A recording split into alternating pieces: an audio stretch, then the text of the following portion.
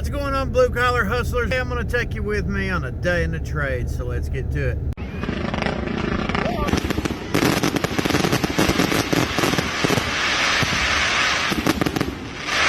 Today's video, I decided to name it A Day in the Trades. Plumbing service calls, because I've had quite a few of those as of late. And the first one I'm going to take you on with me is a simple plumbing job. This lady said she had some problems with her toilet overflowing. Basically, her kids was downstairs playing. They started screaming, crying, saying that the whole basement was flooded. Basically, they cut off the supply lines to it. I show up, I check everything out, and sure enough, they do have a problem. Number one, it could be something as simple as a chain. Chain is not properly positioned on your flush handle that goes down to your flapper. That thing could get stuck open. It could sit there and run and run and run. Oh, it's not flushing properly. Next thing you know, it's overflowing and you got yourself a swimming pool inside your basement. First thing I did was pull out my channel locks and get to work. Went ahead and released the supply line, moved the fill valve, checked everything out on it, put a brand new fill valve in its place, attached the supply line to it, and took my channel lock long nose pliers there, properly adjusted the chain length, flushing handle down to the flapper. Flushed it about 25 times and she didn't have a bit of issue. The only other thing I noticed that was wrong is the fact that her toilet bolts was loose, so I tightened them up as well. So on jobs like this, I will tell you this much. I do recommend if you replace your fill valve, go ahead and replace your flapper, supply line, and your angle stop all at the same time. If these things are old enough, one or the other is going to cause you problems at one point in time. It's best if you go ahead and replace the whole 9 yards while you're at it. That way you know something is brand new from the get-go. It should be pretty good for the next 5 to 10 years. If you do have an issue, it's something as simple as a flapper most of the time. Now let's move on to the next one. I got a call and there was this customer saying that they had some issues and they wanted me to show up and check out their hot water tank. Basically, they had a leak, so I told them, go ahead and cut off all your water and everything like that. I'll be over there as soon as possible. Whenever I arrived, sure enough, they do got a leak, so I inspected everything, checking out what was going on with it. Whenever I first looked at it, the only thing I could diagnose on it was the fact that it was leaking around the lower heating element. I told them, I was like, well, do you have any issues with your hot water? Is it, giving you any trouble? Does it appear to be colder than normal? Anything like that? They're like, no, everything appears to be fine. So I was like, okay, so what I believe is going to happen is the seal on this thing's probably leaking, so we will go ahead and drain the tank, go ahead and pull out the lower heating element, check it out, make sure everything's good to go as far as the heating element goes. If we have to, we'll put a new one in, or we'll put us a new ring around it and pop it back in there, leak lock around it, make sure everything's good to go, see if that fixes your problem. That'd be the cheapest route. Well, that's exactly what we do. I'll pull out my 1.5 inch socket, I get my ratchet, and I go ahead and pop open the lower heating element on this thing, pull it out, put a new seal on it, put it back in because it was working good. I made sure to test it and all that good stuff. Like, you know what, it could be something else, so give it a day or two. If you have any issues, call me back, and then we'll worry about writing up the bill after that. 2 days later, they call me back, and the thing was still leaking, so I show back up at the apartment. I go ahead and drain the tank out again, and I want to pull out the entire hot water tank this time. Got everything disassembled, and I pulled it out there, basically laid it back on its side, and I could visually see with my own 2 eyes that it had a lot of corrosion right around the weld on the lower element side of this. Combine that with the fact that this thing was pretty old, I told them that I recommended going ahead and replacing the hot water tank itself. Now, because this was a rental, they passed on that information to the property manager, and then I showed them everything that was going on with this thing and told them why I recommended getting a new one, and they approved to go ahead and do the replacement. Went down to Lowe's, picked them up a brand new hot water tank along with an expansion tank, hooked it back up in the place of the old one. In doing this job, you can see that I chose to use the Pittsburgh Professional 1/2 inch dry flex head ratchet extension and a 1.5 inch socket by Kobalt. Thing did a perfectly good job, but whenever it come to the plumbing side of it, for using my Knipex plier wrench, Cobra pliers, and I even had a gear wrench adjustable wrench on hand to use to tighten everything up. But the one tool that I recommend the most for anybody out here doing this sort of work, if you make enough money at this, you need to invest in the Ridgid Pro Press. If you don't invest in it, I got the 240 that I use from time to time, and I absolutely love that tool because it cuts your time in half. You get this job done in half the time that you would otherwise do this job, having to pull out a torch and solder everything. It's a very fast, efficient way to get this sort of work done. I basically took our hot water tank out back and I stripped it down and pulled any useful part that I could off of this, and I put it in the shop right there that they got on site. That's where you can win some customers at. A lot of people, if you go to these places,